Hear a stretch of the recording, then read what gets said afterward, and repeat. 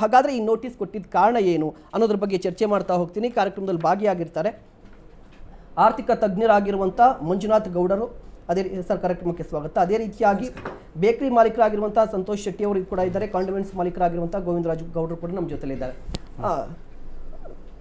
Manjunath sir, ಮೂಲಭೂತವಾಗಿರುವಂಥ ಪ್ರಶ್ನೆ, notice ಕೊಟ್ಟಿದ್ದಾರೆ, ಯಾಕೆ ನೋಟಿಸ್ ಕೊಟ್ಟರು? ಈಗ ನಮ್ಮ GST ಕಾನೂನಲ್ಲಿ ಮೊದಲನೇದಾಗಿ ರಿಜಿಸ್ಟ್ರೇಷನ್ ಅಂತ ತೊಗೊಂಡ್ರೆ, ಈಗ ನೀವು 63 ಅಂತ ಮೆನ್ಷನ್ ಮಾಡಿದ್ರಿ, section column number 63 of CGST act ಏನು ಹೇಳುತ್ತೆ, CGST SGST act assessment of unregistered person ಅಂತ ಹೇಳುತ್ತೆ. ಅಂತ ಹೇಳಿದ್ರೆ ಯಾರು ರಿಜಿಸ್ಟರ್ ಆಗಿರಲ್ವೋ ಅವ್ರದನ್ನು based on the information available, ಅವ್ರ ಹತ್ರ ಏನು ಇನ್ಫಾರ್ಮೇಷನ್ ಅವೈಲಬಿಲಿಟಿ ಇರುತ್ತೋ ಅದ್ರ ಮೇಲೆ ಸ್ಟ್ರೈಟ್ ಅವೇ ಈ 18%, 18% ಏನಿದೆ ಅದನ್ನು ಚಾರ್ಜ್ ಮಾಡಿ ಅದ್ರ ಮೇಲೆ ಅಪ್ಲಿಕಬಲ್ ಇಂಟ್ರೆಸ್ಟ್ ಮತ್ತು ಪೆನಾಲ್ಟಿಯನ್ನು ಚಾರ್ಜ್ ಮಾಡಿ ಕಳಿಸಲಾಗುತ್ತೆ. ಸೊ ಅದಕ್ಕಿಂತ ಮುಖ್ಯವಾಗಿ ರಿಜಿಸ್ಟ್ರೇಷನ್ ಯಾರಿಗೆ ಅಪ್ಲಿಕಬಲ್ ಇದೆ ಅಂತ ನೋಡೋಕೆ ಹೋದರೆ ಅದರಲ್ಲಿ 2 ವಿಧ ಬರುತ್ತೆ. ಒಂದು ಸಪ್ಲೈ ಆಫ್ ಗೂಡ್ಸ್, ಇನ್ನೊಂದು ಸಪ್ಲೈ ಆಫ್ ಸರ್ವಿಸಸ್. ಏನು ಸಪ್ಲೈ ಆಫ್ ಗೂಡ್ಸ್ ಅಂತ ಹೇಳ್ತೀವಿ ಅದಕ್ಕೆ 40 ಲಕ್ಷ ಲಿಮಿಟ್ ಕ್ರಾಸ್ ಆದರೆ ಮಾತ್ರ ರಿಜಿಸ್ಟ್ರೇಷನ್ ಬರುತ್ತೆ. ಮತ್ತು ಸಪ್ಲೈ ಆಫ್ ಸರ್ವಿಸಸ್ ಅಂತ ಹೇಳಿದ್ರೆ ಸೇವೆಗಳು, 20 ಲಕ್ಷ ಲಿಮಿಟ್ ಕ್ರಾಸ್ ಆದರೆ ಅಪ್ಲಿಕಬಿಲಿಟಿ ಬರುತ್ತೆ. ಮತ್ತು ಇದರಲ್ಲಿ ಅತಿ ಮುಖ್ಯವಾಗಿ ನೋಟಿಸ್ ಬಂದವರೆಲ್ಲರೂ ಹೆದರ್ಕೋಬೇಕಾ, ಆತಂಕ ಸೃಷ್ಟಿ ಮಾಡ್ಕೋಬೇಕಾ? ಇಲ್ಲ. ಯಾಕೆ ಅಂತ ಹೇಳಿದ್ರೆ section 23 column number 23 of GST act ಕೆಳಗಡೆ ಸ್ಪೆಸಿಫಿಕ್ ಆಗಿ ಎಕ್ಸೆಂಪ್ಷನ್ಸ್ ಇದೆ. ಸರ್ಟೈನ್ ಗೂಡ್ಸಿಗೆ ಯಾವುದೇ ರೀತಿಯ ರಿಜಿಸ್ಟ್ರೇಷನ್ ಬೇಕಾಗಿಲ್ಲ. ಫಾರ್ ಎಕ್ಸಾಂಪಲ್, ನಾನು ಫುಲ್ ಕಂಪ್ಲೀಟಾಗಿ ವೆಜಿಟೇಬಲ್ ಇದನ್ನು ಮಾಡ್ತಾಯಿದ್ದೀನಿ, ಸೇಲ್ ಮಾಡ್ತಾಯಿದ್ದೀನಿ, ಬೇಕಾಗಿಲ್ಲ. ಹೂವು ಹಣ್ಣು ಮಾಡ್ತಾಯಿದ್ದೀನಿ, ಬೇಕಾಗಿಲ್ಲ. ಸೊ ಅವರು 1 ಕೋಟಿ ಅಲ್ಲ 10 ಕೋಟಿ ಆಗಿರಲಿ ರಿಜಿಸ್ಟ್ರೇಷನ್ ಅವಶ್ಯಕತೆ ಇಲ್ಲ. ಅವರೇನು ಆತಂಕ ಪಡೋದು ಬೇಕಾಗಿಲ್ಲ. ಸೊ ಅವರಿಗೆ ಎಕ್ಸೆಂಪ್ಷನ್ಸ್ ಇದೆ. ಮತ್ತು ಇಲ್ಲಿ ಇನ್ನೊಂದು ಅತಿ ಮುಖ್ಯವಾಗಿ ನಾನು ಗಮನಿಸಿದ್ದು, ಇವ್ರೇನು ನೋಟಿಸ್ ಇಶ್ಯೂ ಮಾಡಿದಾರೋ ಲೀಗಲ್ ಆಗಿ ಸರಿ ಇರ್ಬೋದು, ನಾನು ತಪ್ಪು ಅಂತ ಹೇಳ್ತಾ ಇಲ್ಲ. ಬಟ್ ನನ್ನ ವೈಯಕ್ತಿಕ ವಿಚಾರ ತಗೊಂಡ್ರೆ ನೀವು ಪರ್ಸ್ನಲ್ ಒಂದು ವೈಯಕ್ತಿಕ ವಿಚಾರ ಅಪಾರ್ಟ್ ಫ್ರಮ್ ಲೀಗಾಲಿಟಿ, ಒಂದು ಎಥಿಕಲ್ ಸೋಷಿಯಲ್ ಗ್ರೌಂಡಲ್ಲಿ ನೀವು ಕನ್ಸಿಡರ್ ಮಾಡೋದಾದರೆ ಇವರು ಇಶ್ಯೂ ಮಾಡಿದ ಸರಿನಾ ತಪ್ಪು ಅಂತ ಹೇಳ್ತೀನಿ ನಾನು. ಯಾಕೆ ಅಂತ ಹೇಳಿದ್ರೆ ಈಗ ನಾವು GST ತಂದಿದ್ದು ಸಿಂಪ್ಲಿಫಿಕೇಷನ್ಸ್ಗೆ, ಡಿಜಿಟಲ್ ಪೇಮೆಂಟ್ ತಂದಿದ್ದು ಟ್ರಾನ್ಸ್ಪರೆನ್ಸಿ ಮೇಂಟೈನ್ ಮಾಡಲಿಕ್ಕೆ. ಸೊ ಇದನ್ನು ಮೇಂಟೈನ್ ಮಾಡುವಾಗ ಇವರು 5 ವರ್ಷದಿಂದ ಏನು ಮಾಡ್ತಾಯಿದ್ರು ಅಂತ ಹೇಳಿದ್ರೆ, ಈಗ ಒಂದು ಮಗುನ ಸ್ಕೂಲಿಗೆ ಸೇರಿಸಿ ಅವನಿಗೇನು ಎಜುಕೇಟ್ ಮಾಡ್ದಲ್ಲೇ ಡೈರೆಕ್ಟಾಗಿ ಎಕ್ಸಾಮ್ ಕೂರಿಸಿದ್ರೆ ಏನಾಗ್ತಾನೆ, ಫೇಲ್ ಅಂತ ಅಂದರೆ ಪನಿಷ್ ಮಾಡೋದು. ಇಂಟೆನ್ಷನ್ ಯಾವಾಗಲೂ ನಮ್ಮ ಸರ್ಕಾರದಾಗಲಿ GST ಕೌನ್ಸಿಲ್ದಾಗಲಿ ಇಂಟೆಂಟ್ ಟು ಫಾರ್ಮಲೈಸ್ ಅಂತ ಕರಿತೀವಿ ನಾವು. ಇಂಟೆಂಟ್ ಟು ಫಾರ್ಮಲೈಸ್, ಅವರು ಫಾರ್ಮಲೈಸೇಷನ್ನ ಫೋಕಸ್ ಮಾಡಬೇಕು, ಪೀನಲೈಸ್ ಮಾಡೋದಲ್ಲ. ಪೆನಾಲ್ಟಿ ಹಾಕೋದು ಅವರಿಗೆ ರೈಟ್ಸ್ ಇದೆ, ಓಕೆ ಒಪ್ಕೊಳ್ಳೋಣ. 5 ವರ್ಷದ ಮುಂಚೆ ಯಾರ್ಯಾರ್ದು ಕ್ರಾಸ್ ಆಗಿದೆ, ನೀವು ಒಂದು ಸಾಮಾನ್ಯ ಇದನ್ನು ನೋಡ್ಬೋದು, ಸಣ್ಣ ಅಂಗಡಿಗಳನ್ನ, ಅವ್ರು 5,000 ನಾರ್ಮಲಾಗಿ ಎಲ್ಲರದು ಕ್ರಾಸ್ ಆಗುತ್ತೆ ದಿನಕ್ಕೆ. ನೀವು ಇಂಟು 365 ಡೇಸ್ ಮಾಡಿದರೆ 20 ಲಕ್ಷ ಈಸಿಯಾಗಿ ಕ್ರಾಸ್ ಆಗುತ್ತೆ. ಸೊ ಅವರಿಗೆ ಇವ್ರು 5 ವರ್ಷದ ಮುಂಚೆನೇ ಎಜುಕೇಟ್ ಮಾಡಿದರೆ, ಅವೇರ್ನೆಸ್ ಪ್ರೋಗ್ರಾಮ್ಗಳನ್ನ ಮಾಡಿದರೆ ಈ ಪ್ರಾಬ್ಲಮ್ ಬರ್ತಾ ಇರಲಿಲ್ಲ ಅನ್ನೋದು ನನ್ನ ಅಭಿಪ್ರಾಯ. ನೀವು ಹೇಳ್ತಿರೋದು ಕ್ಲಿಯರ್ ಆಗಿದೆ. ಒಂದು ಎಜುಕೇಟ್ ಮಾಡಿಲ್ಲ ಅಂತ ಹೇಳಿ ಅಂದರೆ ಉದ್ದೇಶ ಕರೆಕ್ಟ್. ಏನು ಉದ್ದೇಶ ಆಯಿತು ಅಂದರೆ ವ್ಯಾಪಾರವನ್ನು ಸಿಂಪಲ್ ಮಾಡಬೇಕು ಅಂತ ಹೇಳಿ. ಅಂದರೆ ಚಿಲ್ಲರೆ ವ್ಯಾಪಾರವನ್ನು ಈಗ ಚಿಲ್ಲರೆ ಕೊಡ್ಲಿಕ್ಕೆ ಸಾಧ್ಯ ಆಗಲ್ಲ, ಹೀಗಾಗಿ ಫೋನ್ಪೇ ಇದ್ದರೆ ಈಗ 11 ರೂಪಾಯಿ ಆಗಿದ್ರೆ 11 ರೂಪಾಯಿನೂ ಕೂಡ ಆಗ್ಬೋದು ಅಂತ, ಇದು ಸಿಂಪಲ್ ಅಂದರೆ ಸರಳೀಕರಣ ಮಾಡಲಿಕ್ಕೆ ಬಂದಿದ್ದಂಥದ್ದು ಈ GST ಅಂತ ತೆಗೆದುಕೊಂಡ್ರೆ. ಪ್ರಕ್ರಿಯೆ ಅಂತ ಅಂದರೆ ಇದನ್ನು ಅನುಷ್ಠಾನ ಮಾಡುವಂಥ ಪ್ರಕ್ರಿಯೆಯಲ್ಲಿ ಎಡವಟ್ಟಾಗಿದೆ ಅಂತ ನೀವು ಹೇಳ್ತಾ ಇದ್ರಿ. 100% ಸರ್. ಅದು ಮಾತನಾಡಿ ಸರ್, ಮುಂದುವರಿಸ್ತೀನಿ. ಮಂಜುನಾಥ್ ಸರ್ ಮಾತನಾಡಿದಲ್ಲ, ಸಂತೋಷ್ ಸರ್ ನೋಡಿ, ಈಗ ಏನು ಪ್ರಾಬ್ಲಮ್ ಆಗಿದೆ ಎಕ್ಸಾಕ್ಟ್ ಆಗಿ, ನಿಮಗೆ ಏನು ನೋಟಿಸ್ ಅಂತ ಬಂದಿದೆ ಅಂತ?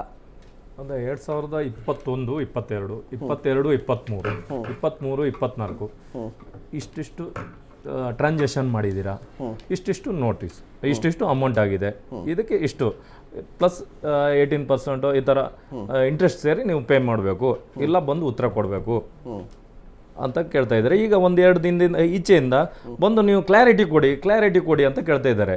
ಇದು ಯಾವುದೇ ರೀತಿ ಅವೇರ್ನೆಸ್ ಇಲ್ದೇನೆ, ಅದ್ರ ಬಗ್ಗೆ ನಮ್ಗೊಂದು ಕಿಂಚಿತ್ತೂ ಮಾಹಿತಿ ಇಲ್ದೇನೆ, ಬ್ಯಾಂಕ್ನವ್ರಾಗಿರ್ಬೋದು, ಫೋನ್ಪೇ ಅವರಾಗಿರ್ಬೋದು, ಗೂಗಲ್ ಪೇ ಮತ್ತು ಪೇಟಿಎಮ್ ಅವರಾಗಿರ್ಬೋದು, ಯಾವುದೇ ರೀತಿಯಿಂದ ನಿಮ್ಗೆ ಈ ಥರ ಇದನ್ನ ನೀವು ಮೇಂಟೈನ್ ಮಾಡಬೇಕಾಗತ್ತೆ, ನಾಳೆ ಒಂದಿನ ಇದು ಈ ಕ್ವಶನ್ ಬರುತ್ತೆ, ನಿಮಗೂ ನೋಟಿಸ್ ಬರ್ಬೋದು, ಅಥವಾ ನೀವು ಈ GST ವ್ಯಾಪ್ತಿಯಲ್ಲಿ ಬರ್ತೀರಾ ಅನ್ನೋ ಥರ ಇಲ್ಲಿ ಯಾವುದೇ ರೀತಿಯಿಂದ ಅವೇರ್ನೆಸ್ ಇಲ್ಲ.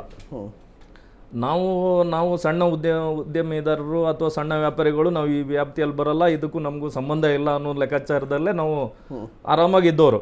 ನಾವು ಯಾಕೆ UPIಯನ್ನು ಆಯ್ಕೆ ಮಾಡ್ಕೊಂಡಿವಿ ಅಂದರೆ ಈಸಿಯಾಗಿದೆ, ಒಂದು ಚಿಲ್ಲರೆ ಸಮಸ್ಯೆ ಬರಲ್ಲ, ಕೋಟ ನೋಟಿನ ಸಮಸ್ಯೆ ಬರಲ್ಲ. ಮತ್ತು ಇದು ನಮ್ಗೆ ನೋಡಿದಾಗ ಟಿ ವಿಯಲ್ಲಿ ಮಾಧ್ಯಮದಲ್ಲಿ ನೋಡಿದಾಗ ಫಾರಿನವರು ಎಲ್ಲ ಸಹ ಬೇರೆ ಹೊರ ದೇಶದವರು ಸಹ ಬಂದುಬಿಟ್ಟು ಇದು ನಮ್ಮನ್ನ ಅಪ್ರಿಷಿಯೇಟ್ ಮಾಡಿದವರು ಇದ್ದಾರೆ, ಅಂದರೆ ಈ ಇಂಡಿಯಾ ಹಾಗೂ ಕರ್ನಾಟಕನ ಡಿಜಿಟಲ್ ಆಗಿ ಇದ್ದೀರಾ ಅಂತ. ಮತ್ತು ಇನ್ನೊಂದು ಕಾರಣ ಏನಂದರೆ ಮೇಯ್ನಾಗಿ ಈ ಟ್ರಾನ್ಸಾಕ್ಷನ್ ಜಾಸ್ತಿ ಆದಷ್ಟು ಅಂಗಡಿಯವ್ರಿಗೆ, ಸಣ್ಣ ಪುಟ್ಟ ವ್ಯಾಪಾರಸ್ಥರಿಗೆಲ್ಲ, ನಮಗೆಲ್ಲ ಒಂದು ಯಾವುದೇ ನಮ್ಮ ಈಗ ಉದ್ಯೋಗಿಗಳಾದರೆ ಅವ್ರ ಸ್ಯಾಲ್ರಿ ಸ್ಲಿಪ್ ಇರುತ್ತೆ, ನಮಗೆ ಆದಾಯದ ಒಂದು ಏನೋ ದೃಢೀಕರಣ ಏನೂ ಇರಲ್ಲ. ಈ ಇದರಲ್ಲಿ ಏನು ಟ್ರಾನ್ಸಾಕ್ಷನ್ ಜಾಸ್ತಿ ಮಾಡಿದವಾಗ ನಿಮಗೆ ಲೋನ್ ಸಿಗ್ತದೆ, ಕಮ್ಮಿ ಇಂಟ್ರೆಸ್ಟಲ್ಲಿ ಸಾಲ ಸಿಗ್ತದೆ, ನಾವು ಕೊಡ್ತೀವಿ ಅಂತ ಬರ್ತಾರೆ. ಕೆಲವು ಸಾರಿ ನಿಮಗೆ 3 ಲಕ್ಷ ಸಾಲ ಸಿಗ್ತದೆ ಅಂತ ನಮಗೆ ಫೋನ್ ಬಂದಿದೆ. ಅಲ್ಲಿ ಹೋಗಿ ಆಯಿತು ನಮಗೇನೋ ಸಮಸ್ಯೆ ಬಂದವಾಗ ಸಾಲ ಕೇಳೋಕೆ ಹೋದರೆ ಇಲ್ಲ ಸರ್ ನಿಮ್ಮದು ಟ್ರಾನ್ಸಾಕ್ಷನ್ ಕಮ್ಮಿ ಇದೆ ಅಂತ ಹೇಳ್ತಾರೆ. ಅದ್ರ ಮೇಲೆಲ್ಲ ಏನೋ ಇದು ಏನಾಯಿತು ಅಂದ್ರೆ ನಾವೇ ಜಾಸ್ತಿ ಮಾಡೋದು ಸ್ಟಾರ್ಟ್ ಮಾಡಿದ್ವಿ. ಈಗ ಫ್ರೆಂಡ್ ಹತ್ರನೋ ಯಾರ ಹತ್ರ ಸ್ವಲ್ಪ ಅಮೌಂಟ್ ಹಾಕ್ಸ್ಕೊಳ್ಳೋದು, ಅವನಿಗೆ ಮತ್ತೆ ರಿಟರ್ನ್ ಹಾಕೋದು, ಮತ್ತು ಎಲ್ಲ ಬೇಡ ಜಾಸ್ತಿ ಅಂದರೆ ನಾನೇ ಚಿನ್ನ ಅಡ ಇಟ್ಟು ಅಮೌಂಟ್ ಕ್ಯಾಶ್ ಕೊಡಿ ಅಂದವಾಗ ಇಲ್ಲ ಸರ್ ಇದು ನಿಮ್ಮ ಅಕೌಂಟಿಗೆ ಬರುತ್ತೆ, ಈ ಥರ ಹಾಸ್ಕೊಂಡದ್ದು ಇದೆ. ಇದನ್ನೆಲ್ಲ ಸೇರಿ ನೀವು ಟ್ರಾನ್ಸಾಕ್ಷನ್ ಅಂತ ಇದು ಮಾಡಿ ಕೌಂಟ್ ಮಾಡಿ ನಮ್ಗೆ ನೋಟಿಸ್ ಬಂದಿದೆ ಈಗ. ಓಕೆ, ಆ ಥರ ಪರಿಸ್ಥಿತಿ ಆಗಿರೋದು. ಗೋವಿಂದರಾಜ್ ಸರ್, ನೋಡಿ ನಿಮಗೂ ಕೂಡ ನೋಟಿಸ್ ಬಂದಿದ್ರೆ ಏನಂತ ಇದೆ ಅಂತ ಅಂದರೆ ನೋಡಿ ಏನಾಗಿದೆ ಅಂತ ಹೇಳಿದ್ರೆ ಬೇಕ್ರಿ ನಡೆಸೋರಿಗೆ ಒಂದು ರೀತಿಯಾಗಿ ನೋಟಿಸ್ ಎಲ್ಲ ಬಂದಿದ್ರು ಕೂಡ ನೀವು ಏನು ಮಾಡ್ತಿದ್ರಿ? ಮೂಲತಃ ನೀವು ಕಾಂಡಿಮೆಂಟ್ಸ್ ಮಾಡ್ತಾ ಇರೋದು ಅಲ್ವಾ? ಎಷ್ಟು ವ್ಯಾಪಾರ ಐತೆ, ಎಷ್ಟು ಅದು ವಹಿವಾಟಿದೆ ಅಂತ ನೋಡಿ ಸರ್. ನಮ್ದು ಈಗ ಕಾಂಡಿಮೆಂಟ್ಸ್ ವ್ಯಾಪಾರ ಡೈಲಿ ಒಂದು 10,000 ಮಿನಿಮಮ್ ಆಗುತ್ತೆ ಅವರೇಜ್. ಅಂದರೆ ನಮಗೆ ದಿವಸಕ್ಕೆ ಒಂಥರ ಆತಂಕ ಜಾಸ್ತಿ ಆಗ್ತದೆ. ಇವಾಗ ಹೇಳ್ತಾ ನೋಡಿದ್ರೆ ಇವಾಗ ಟಿ ವಿಯಲ್ಲಿ ಬರ್ತಾ ಇದೆ, ಆಮೇಲೆ ಸೋಷಿಯಲ್ ಮೀಡಿಯಲ್ಲಿ ಬರ್ತಾ ಇದೆ, ದಿವಸಕ್ಕೆ ಒಂಥರ ಭಯ ಆಗುತ್ತೆ. ಒಂಥರ ಏನಕ್ಕೆ ಈ ಥರ ಬರ್ತಾ ಇದೆ, ಯಾಕೆ ಈ ಥರ ಬರ್ತಾ ಇದೆ ಅಂತ ಇವ್ರು ಫಸ್ಟೇ ನೋಟಿಸ್ ಕೊಟ್ಟಿರ್ಬೋದಲ್ಲ ನಮಗೆ ಅಂತ. ಅದೇ ನಮಗೊಂದು ಫಸ್ಟೇ ನಮ್ಗೆ ನೋಟಿಸ್ ಕೊಟ್ಟಿದ್ರೆ ನಮಗೆ ಒಂದು ಇದು ಬರ್ತಾಯಿತ್ತಲ್ಲ, ಒಂದು ಐಡಿಯಾ ಬರ್ತಾಯಿತ್ತು ಏನಾಗ್ಬೋದು, ಹೆಂಗೆ ಮಾಡ್ಬೋದು ಅಂತ. ಇಲ್ಲ ಒಂದು ಫಸ್ಟೇ ಒಂದು ಇನ್ಫಾರ್ಮೇಷನ್ ಕೊಡಬೇಕು ಇವರು, ನಿಮ್ಗೆ ಇಷ್ಟು ಬರುತ್ತೆ, ನೀವು ಇಷ್ಟು GST ಕಟ್ಟಿ ಇಲ್ಲ ಟ್ಯಾಕ್ಸ್ ಕಟ್ಟಿ ಅಂತ ಹೇಳಿದರೆ ನಾವೊಂದೇ ಒಂದು ಇದು ಮಾಡ್ಕೋಬೋದಾಗಿತ್ತಲ್ಲ ಅಂತ ಒಂದು ಆತಂಕ ನಮ್ಮದು. ಓಕೆ ಮಂಜುನಾಥ್ ಸರ್, ನೋಡಿ ಈಗ 2 ಕೇಸಲ್ಲೂ ನೋಡಿದ್ರು ಕೂಡ ಮೊದಲೇ ಹೇಳ್ಬೋದಿತ್ತಲ್ವಾ ಅಂತ ಹೇಳಿ ಇನ್ನೊಂದು ಪ್ರಶ್ನೆ ನೀವು ಕೂಡ ಎತ್ತಿದ್ರಿ. ಅಂದರೆ ಇಷ್ಟು ದಿನ ಅಂದರೆ 2016 ತೆಗೆದುಕೊಂಡ್ರೆ 2017 ತಗೊಳ್ಳಿ, GST ಬಂದ ನಂತರ ಇಷ್ಟು ವರ್ಷಗಳ ನಂತರ ಯಾಕೆ ಕೊಡ್ತಾ ಇದ್ದಾರೆ ಅಂತ? ಸರ್, ಇಲ್ಲಿ ಏನಾಗಿದೆ, ಅವರು ಇನ್ಫಾರ್ಮೇಷನ್ನ ಡಿಜಿಟಲ್ UPI ಇಂದ ಇವಾಗ ತಗೊಂಡಿರ್ತಕ್ಕಂಥದ್ದು. ಅದರಲ್ಲಿ ಇವ್ರು ಹೇಳ್ದಂಗೆ ಅತಿ ಮುಖ್ಯವಾಗಿ ಇವ್ರಿಗೊಂದು 50 lakhs ಕಲೆಕ್ಷನ್ ಆಗಿತ್ತು ಅಂತ ಹೇಳಿದ್ರೆ ಅದರಲ್ಲಿ ಒಂದು ಇವ್ರದ್ದೇನೋ ಪರ್ಸನಲ್ ಟ್ರಾನ್ಸಾಕ್ಷನ್ಸ್ ಇರ್ಬೋದು, ಅಥವಾ ಇವ್ರ ಫ್ರೆಂಡ್ಸು, ಬ್ರದರ್ಸು ಯಾವುದೋ ದುಡ್ಡು ಹಾಕಿರೋ ದುಡ್ಡುಗಳು ಕೂಡ ಇರ್ಬೋದು. ಸೊ ಅದನ್ನು ಹೊರತುಪಡಿಸಿದ್ರೆ ಅವರು ರಿಜಿಸ್ಟ್ರೇಷನಲ್ಲಿ ಬರದೇ ಇರ್ಬೋದು.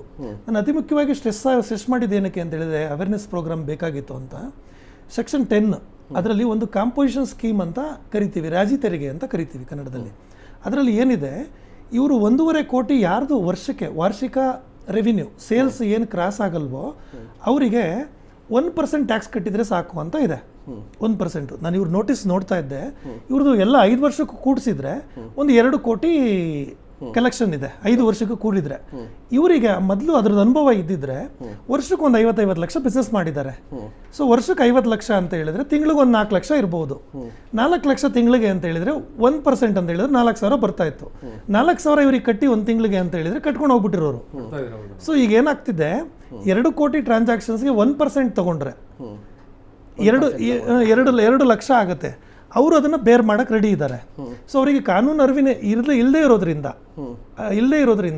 ಇವಾಗ ಗೌರ್ಮೆಂಟ್ ಡಿಪಾರ್ಟ್ಮೆಂಟ್ ಏನು ಮಾಡಿದೆ, 1% ಕನ್ಸಿಡರ್ ಮಾಡಲ್ಲ. ಆ ಸೆಕ್ಷನ್ 10 ಕೆಳಗಡೆ ಅದು ಪ್ರಾಸ್ಪೆಕ್ಟಿವ್ ಎಫೆಕ್ಟ್ ಅಂತ ಕರಿತೀವಿ. ಯಾವತ್ತು ರಿಜಿಸ್ಟ್ರೇಷನ್ ತಗೊಳ್ತಾರೋ ಅಲ್ಲಿಂದ ಅದು ಅನ್ವಯ ಆಗುತ್ತೆ. ಸೊ ಪಾಸ್ಟಿಗೆ ಬರೋದಿಲ್ಲ, ರೆಟ್ರೋಸ್ಪೆಕ್ಟಿವ್ ಎಫೆಕ್ಟ್ ಇಲ್ಲ ಅದರಲ್ಲಿ. ಸೊ ಅದರಿಂದ ಏನಾಗುತ್ತೆ, ಇವ್ರು ಇವಾಗ ಗೌರ್ಮೆಂಟ್ ಡಿಪಾರ್ಟ್ಮೆಂಟು 18% ಸ್ಟ್ರೈಟ್ ಅವೇ ಏನು ನಾರ್ಮಲ್ ಟ್ಯಾಕ್ಸ್ ಇದೆಯೋ ಅದನ್ನು ಚಾರ್ಜ್ ಮಾಡಿದೆ. 18% ಟ್ಯಾಕ್ಸ್ ಮಾಡಿದಾಗ ಇವ್ರಿಗೆ ಏನಾಗುತ್ತೆ, 2 ಕೋಟಿಗೆ ಅವ್ರಿಗೆ ಅವೇರ್ನೆಸ್ ಇದ್ರೆ ಬರೀ 2 ಲಕ್ಷ ಬರ್ತಾ ಇತ್ತು ಲೀಗಲ್ ಆಗಿ. ಇವಾಗ ಜಸ್ಟ್ ಅವೇರ್ನೆಸ್ ಇಲ್ಲದೇ ಇರೋ ಒಂದೇ ಒಂದು ಕಾರಣಕ್ಕೆ ಅವರಿಗೆ 18% ಟ್ಯಾಕ್ಸ್ ಅಂತ ಹೇಳಿದ್ರೆ 36 ಲಕ್ಷ ಟ್ಯಾಕ್ಸ್ ಹಾಕಿದ್ದಾರೆ. ಅದ್ರ ಮೇಲೆ ಇಂಟ್ರೆಸ್ಟು ಪೆನಾಲ್ಟಿ ಎಲ್ಲ ಸೇರಿಸಿದ್ರೆ 1 ಕೋಟಿ ಕ್ರಾಸ್ ಆಗ್ತಾ ಇದೆ. ಸೊ ಇವರು ಜನರಲ್ ಆಗಿ ನನ್ನ ಒಂದು ಅಭಿಪ್ರಾಯ ಏನಂತ ಹೇಳಿದ್ರೆ, ಆ ವ್ಯಕ್ತಿ 5ರಿಂದ 6% ಆದಾಯ ಅಂತ ತಗೊಂಡ್ರು, 50 ಲಕ್ಷ ವರ್ಷಕ್ಕೆ ಮಾಡಿದ್ದಾರೆ ಅಂತ ಹೇಳಿದ್ರೆ ವರ್ಷಕ್ಕೆ 3 ಲಕ್ಷ ಆಯಿತು, ತಿಂಗಳಿಗೆ ಒಂದು 25,000. ಅವ್ರ ಸಂಸಾರ ನಿಭಾಯಿಸೋಕ್ಕಾಗುತ್ತೋ ಇಲ್ಲೋ ಗೊತ್ತಿಲ್ಲ, ಈಗ ಆಗುತ್ತೋ ಗೊತ್ತಿಲ್ಲ. ಸೊ ಇಲ್ಲಿ ಏನಾಗಿದೆ, 1 ಕೋಟಿ ಟ್ಯಾಕ್ಸ್ ಕಟ್ಟಬೇಕು. ಸೊ ಈ ಉದ್ದೇಶಕ್ಕೆ ನಾನು ಹೇಳಿದ್ದು ಇವರು ಅವೇರ್ನೆಸ್ ಎಜುಕೇಷನ್ ಮಾಡೋ ಕೆಲಸಗಳನ್ನು ಮಾಡಬೇಕಾಗಿತ್ತು. ಓಕೆ